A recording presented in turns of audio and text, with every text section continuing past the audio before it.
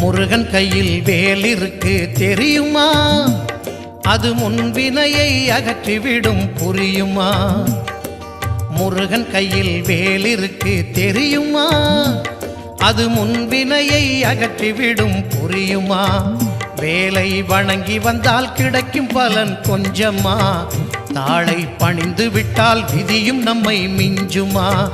வேலை வணங்கி வந்தால் கிடைக்கும் பலன் கொஞ்சமா? தாளை பணிந்து விட்டால் விதியும் நம்மை மிஞ்சுமா?